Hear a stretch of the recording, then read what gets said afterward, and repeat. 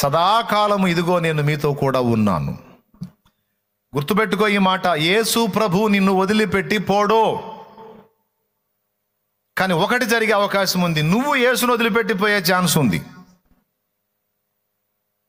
అర్థమైందా? నీ ధోనిలో ఆయన ఉన్నాడు, ఆయన మాట ఇచ్చాడు నేను దిగిపోను అని. నీ ధోని నేనైతే నా అంతటా నేను దిగిపోను, ఇదే ప్రామిస్, నీకు మాట ఇస్తున్నా, వాగ్దానం అన్నాడు. అయితే నువ్వు ధోని దిగిపోతే నాకు సంబంధం లేదు, ఎందుకంటే నేను బలవంతం పెట్టను. అంటే ఇక్కడ ప్రాబ్లం ఎవరితో అంటే మనతోనే, యేసయ్యతో కాదు. ఈ మాటను బట్టి మనకేమర్థం అవుతుంది? మన బ్రతుకు ధోనిలో యేసయ్య స్థానం సుస్థిరం. ఆయనైతే విడవడు. నేను నిన్ను విడవను ఎడబాయను అన్నాడు, అంటే నీతోనే ఉంటాను అన్నాడు.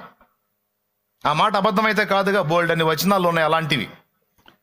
స్త్రీ తన చంటి పిల్లను మరచునా, వారైనా మరచుదురు కానీ నేను నిన్ను మరువను అన్నాడు. చంటి పిల్లలతో పోల్చాడు. చంటి పిల్లలు అంటే ఎవరండి? పాలు తాగే పిల్లలు. మనమేం పాలు తాగే పిల్లలమా? ఇశ్రాయేలీలు ఏమన్నా పాలు తాగే పిల్లలా? కానీ ఆయన దృష్టిలో మనల్ని ఎలా చూస్తున్నాడు అంటే, చంటి బిడ్డలను తల్లి చూసినట్లుగా, చంటి పిల్లలను కన్న తల్లి గారవించినట్లుగా యేసు మనల్ని చూస్తున్నాడు, చంటి పిల్లలుగా. ఆ మాట ఉంది యెషయా గ్రంథంలో, చూడండి, చాలా స్పష్టంగా ఉంది. ఆ మాట అబద్ధమా? ఆ మాట ఇశ్రాయేలుకేనా, లేకపోతే అభినవ ఇశ్రాయేలైనా నీకు నాకు కూడా ఆ మాట వర్తిస్తుందా? యెషయా గ్రంథము 49వ అధ్యాయం 14వ వచనం చదువు. అయితే సియోను యెహోవా నన్ను విడిచిపెట్టి ఉన్నాడు, ప్రభువు నన్ను మరచి ఉన్నాడని అనుకొనుచున్నది. స్త్రీ తన గర్భమున పుట్టిన బిడ్డను కరుణింపకుండా తన చంటి పిల్లను మరచున, వారైనా మరచుదురు గాని నేను నిన్ను మరువను. చంటి పిల్లను గురించి మాట్లాడతాడేవయ్యా?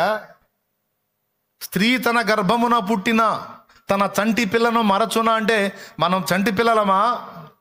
చంటి పిల్లలు అంటే పాలు తాగే పిల్లలు అని అర్థం. చనుబాలు తాగే పిల్లలు చంటి పాపలు, పాలు తాగే పిల్లలని అర్థం. మనం చంటి పాపలమా? మనకు మనం ఎంత పెద్దవాళ్ళమో.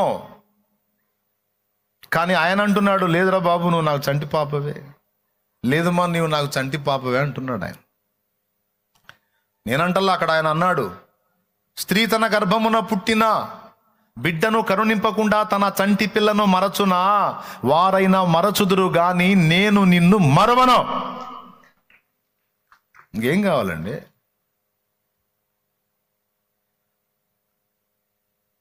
అంటే ఎగ్జాంపుల్గా అలా చెప్పాడులే కానీ బ్రదరు, మనల్ని చంటి పిల్లలకి ఎట్ట చూస్తాడులే అని ఒకవేళ నువ్వంటే ఎట్లాంటి డౌట్ నీకు వచ్చిందని ఇంకో చోట కూడా రాయించాడు ఆ మాట, ఇంకొంచెం క్లారిటీగా. అదే యెషయా గ్రంథం 46:4 చదువు. ముదిమి వచ్చు వరకు నిన్ను ఎత్తుకొను వాడను నేనే, తల వెంట్రుకలు నెరయు వరకు నిన్ను ఎత్తుకొను వాడను నేనే, నేనే చేసి ఉన్నాను, చంక పెట్టుకొను వాడను నేనే, నిన్ను ఎత్తికొనుచు రక్షించువాడను నేనే. ఇప్పుడు చెప్పండి, మళ్ళీ చంకనేసుకుంటానంటాడు లేదు, మనమే చిన్నపిల్లలమైంది. మళ్ళీ అక్కడ 2 వయస్సులో చెప్తున్నాడు. ముదిమి అన్నాడంటే ముసలితనం. ముదిమి వచ్చు వరకు, ముసలితనం వచ్చేంత వరకు నిన్ను ఎత్తుకొను వాడను నేనే. తల వెంట్రుకలు నెరయు వరకు నిన్ను ఎత్తుకొను వాడను నేనే, నేనే నిన్ను చేసి ఉన్నాను, నేనే చేసి ఉన్నాను, చంక పెట్టుకొని వాడను. నువ్వు పసిబిడ్డగా ఉన్నప్పుడు చంక పెట్టుకొని వాడను అల్లా. నువ్వు చంటి పాపకు ఉన్నప్పుడు చంకనేసుకుంటాను అన్నాడా అక్కడ? అనలా. మరి ఎలా చూస్తున్నాడండి మనల్ని ఆయన? అసలు పురుషుడు చంకకి ఎత్తుకుంటాడా? ఒక్కసారి ఆ సన్నివేశం ఊహించండి. పురుషుడు చంకనెత్తుకుంటాడా? నెట్లో సెర్చ్ చేస్తే యేసు ప్రభు చంటి పిల్లల్ని, ఒక పిల్లల మధ్యలో ఉంటాడు, ఒక పాపను అట్లా చంకన ఎత్తుకొని ఉన్న ఫోటో ఉంది, ఆ గదిలో ఉంది, నా వెనక గదిలో. ఆ ఫోటో వేస్తే బాగుండు వాళ్ళు, ఎంత బాగుంటుందో. నవ్వుతూ ఉంటాడు ఆ ఫోటోలో, పాప చంకలో ఉంటుంది. అయితే సెర్చ్ చేసేస్తారులే. అసలు పురుషుడు పిల్లల్ని చంకనెత్తుకోవడానికి ఇష్టపడతాడా? మీరు చెప్పండి, అది పురుషునికి గౌరవమా అవమానమా? ఎప్పుడన్నా ఓ సోదరుడా నువ్వు బిడ్డని సంకనేసుకున్నావా? ఎప్పుడన్నా సంకనేసుకున్నావా? ఏది రోడ్డు మీద పోయి ఇంట్లో సంకనేసుకొని ఇంట్లో నువ్వు సింగిల్గా ఉన్నప్పుడు చెప్పవాకు. రోడ్డు మీద పోయేటప్పుడు సంకనేసుకున్నావా? మగవాడికి అవమానమే. ఎట్లా వేసుకుంటావు సంకన? ఊహించి ఒక్కసారి ఆడమనిషి సంకన వేసుకున్నట్టు బిడ్డను ఒక పక్క సంకన వేసుకొని తిరుగుతావా నువ్వు?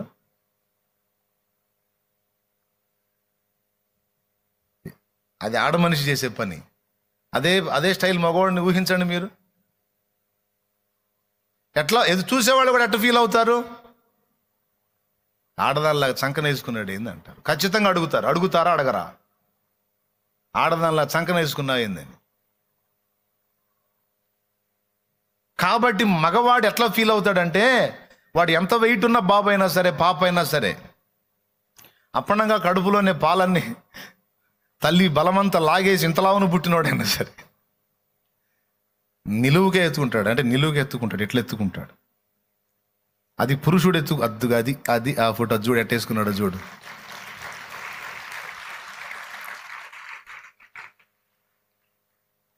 దేవునికి స్తోత్రం కలుగును గాక. గమనించారా మీరు?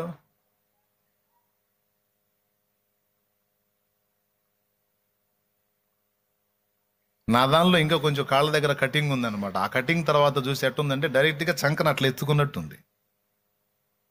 థ్యాంక్ యూ నాన్న వేసినందుకు.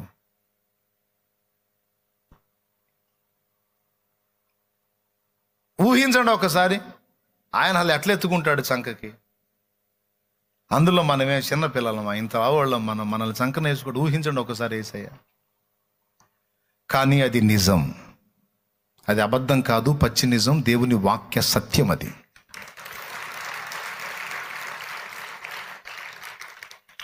అది నేనో ఇంకొకడో చెప్పింది కాదు, అది దేవుడే రాయించిన మాట.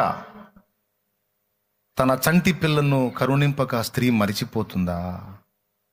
ఒకవేళ తల్లి మరిస్తే మర్చిపోయి ఉండొచ్చు, నేను మాత్రం నిన్ను మరవలేను బిడ్డ అంటాడు. ఒక రోజు, ఒక గడియ, ఒక క్షణం, ఒక నిమిషం కూడా నిన్ను మరవలేను. ఇంత ప్రేమ గలవాడిని మనమేమో ఎన్నోసార్లు మర్చిపోతాం, ఎన్నోసార్లు బుద్ధిహీనంగా ప్రవర్తిస్తాం. మనం ఎన్నోసార్లు అశ్రద్ధ చేస్తాం. ఆయనైతే నిజం చెప్తున్నాడు, ఒక్క క్షణము కూడా నిన్ను మర్చిపోను, ఒక్క క్షణం కూడా నువ్వు నా జ్ఞాపకాల్లోంచి తొలగిపో, నా కళ్ళు ఎప్పుడు నీకెళ్ళే చూస్తుంటాయి అంటాడు ఆయన. మనం నేనే పాటి దాన్ని, నేనే పాటి వాడిని. నువ్వు ఇతరులకు ఏ పాటి వాడువో, ఇతరులకు ఏ పాటి దానివో నాకు అనవసరం. నువ్వు నాకు ప్రాణము వంటి వాడవు, ప్రాణం వంటి దానం అంటాడు. షాలేం రాజు అన్న లాంటి వాళ్ళు నీకు అట్లా అవుతారు, కానీ నాలాంటి వాడు ఎందుకు అవుతాడు ప్రభు అంటే, ఊరే పిచ్చివాడు, వాడు ఎక్కువ నువ్వు తక్కువ కాదు, వాడు బిడ్డే నువ్వు బిడ్డే. ఈ చేతులే వాడిని చేసింది, అదే చేతులు నిన్ను చేసింది. కాకపోతే నీకు ఇచ్చిన తలాంతులు వేరు, వాడికి ఇచ్చిన తలాంతులు వేరు. ఆడు కనపడుతున్నాడు, నువ్వు కనపట్టల్లా.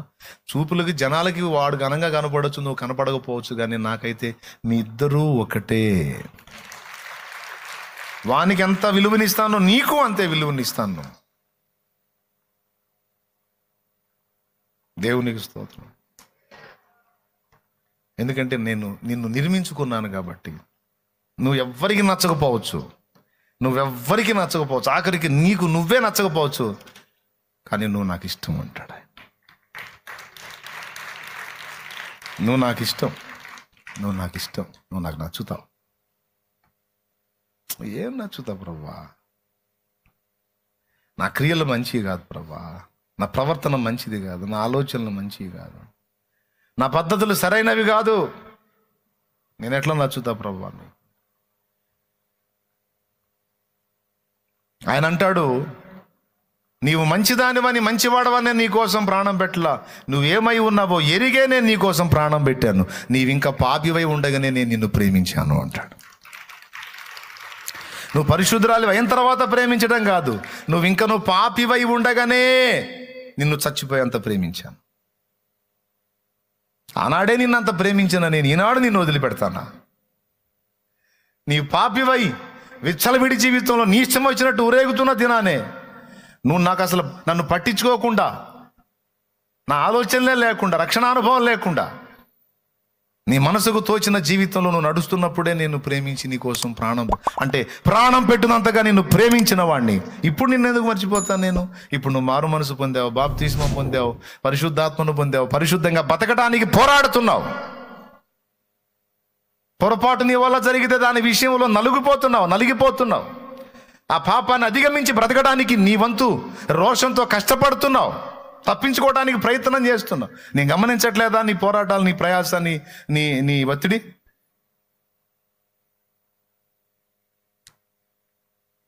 ఆనాడే నిన్ను వదిలిపెట్టలా, ఈనాడు వదిలిపెడతానా? నేనైతే వదలను బిడ్డ నిన్ను అంటాడు ఆయన. నిన్ను వదలను, నిన్ను మరువను, నిన్ను నేను ఎత్తుకున్నాను. ఎక్కడంటే చంకనెత్తుకున్నాను. ఈ పదం వాడిన దగ్గర 2 విషయాలు మాట్లాడాడు. ఒక్కసారి మళ్ళీ ఆ వచనం చదవండి. ముదిమి వచ్చు వరకు నిన్ను ఎత్తుకొని వాడను నేనే చేసి ఉన్నాను. తల వెంట్రుకలు నెరయ వరకు నిన్ను ఎత్తుకొని వాడను నేనే చేసి ఉన్నాను. చంక పెట్టుకొని వాడను నేనే, నిన్ను ఎత్తికొనుచు రక్షించు వాడను. అక్కడ 2 మాటలు మాట్లాడాడు. ఒక సౌకర్యం ఉందండి చంకనెత్తుకుంటే ఒక సౌకర్యం ఉంది. చిన్న బిడ్డను మనం ఎదురెత్తుకున్నాం అనుకు, ఇట్లా కొద్దిగా నా అవతారం చూపించాయా, ఇట్లా ఎదురెత్తుకున్నాం అనుకో, ఈ 2 చేతులు వాడి మీద పెట్టాల్సి వచ్చింది, ఆమె మీద పెట్టాల్సి వచ్చింది. బిడ్డను ఇట్లా ఎత్తుకున్నప్పుడు 2 చేతులు ప్రొటెక్ట్ చేయాల్సి వచ్చింది. ఏదన్నా కాసేపు కూసేపు అట్లా ఎత్తుకొని అది బిడ్డ లైన్లో ఉన్నప్పుడు, ఒకవేళ బిడ్డ ఆదమరిచి ఉంటే భుజం మీద మోపుకొని 2 చేతులు పెట్టాల్సిందే. అయితే చంకనెత్తుకుంటే ఒక సౌకర్యం ఏంటంటే బిడ్డను చంకకి కట్టుకొని ఫైట్ కూడా చేయొచ్చు. ఝాన్సీ లక్ష్మీబాయి తెలుసా మీకు? ఝాన్సీ లక్ష్మీబాయి యుద్ధం ఎట్ట చేసింది? బిడ్డని ఒక సైడ్కి కట్టుకొని. అలాగే చాలా పోరాటాలు, స్త్రీలు చేసిన పోరాటాల్లో బిడ్డని చంక కట్టుకొని పోరాడారు యుద్ధాల్లో. చంకకి కట్టేసుకుంటే వాడికి ఒక కాలు అటు ఒక కాలు ఇటేసి చంక కట్టేసుకుంటే ఇక గొడవ ఉండదు. ఈ 2 చేతులతో పూర్తిగా పనిచేయవచ్చు. అర్థమైందా? వాడి మీదికి దాడికి వచ్చే శత్రువుని 2 చేతులా ఎదిరించవచ్చు. దేవునికి స్తోత్రం కలుగునుగాక. హల్లెలూయా. ఇక్కడ 2 విధాలుగా కనపడుతున్నాడు. ఒకటి, ఎత్తుకునేవాడిని నేను అన్నాడంటే నీ నాన్నని నేనే, నీ తండ్రిని నేనే అని. చంకనెత్తుకునేవాడిని అంటే ఆడమనిషి చంకనెత్తుకుంటుంది, మీ అమ్మను కూడా నేనేనమ్మా అంటాడు. మీ అమ్మ నేనే, మీ అయ్యా నేనే. నాకు అమ్మ లేదు అయ్య లేదని ఆడవద్దు, నీకు తల్లి నేనే తండ్రి నేనే అంటాడు ఆయన. ఆ అర్థం ఒకటి. రెండవది ఏంటంటే ఎత్తికొనుచు రక్షించువాడను.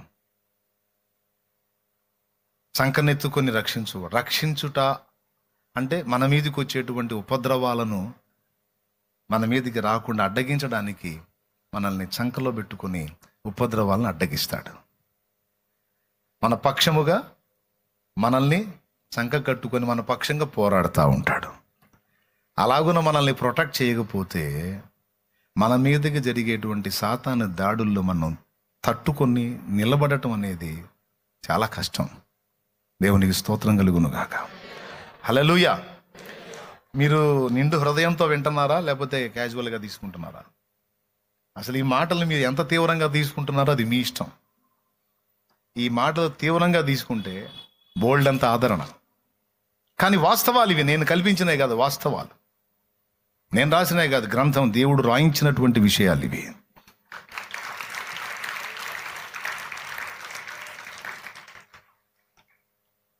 కాబట్టి ఇక్కడ మొదటి పాఠం ఏంటంటే, నువ్వు ఎందుకు భయపడుచున్నావు, మీరెందుకు భయపడుచున్నారు?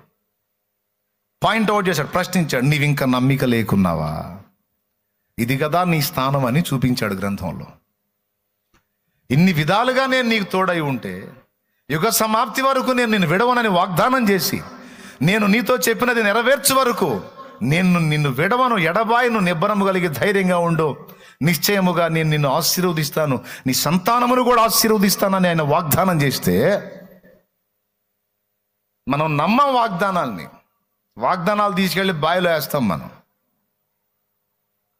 వాగ్దానం బావిలో కాదు, గుండెల్లో పెట్టుకోవాలి.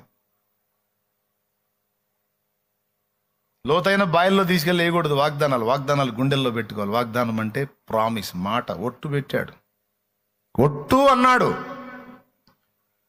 నీకు బాధ కలిగితే నువ్వు అదే మొక్క ఎత్తి ప్రార్థన చేయి, నాకు ఒట్టు పెట్టావుగా నువ్వు అని అడుగు. నాకు ఒట్టు పెట్టావే, ఒట్టు అన్నావే, నెరవేర్చమన్నాడు. కోప్పడాడు, నెరవేరుస్తాడు. వాగ్దానాలు ఇచ్చి తప్పిపోయేవాడు కాదు. మాట తప్పడు నా దేవుడు, మాట తప్పడు నా దేవుడు. ఖచ్చితంగా నెరవేరుస్తాడు. హల్లెలూయా, హల్లెలూయా.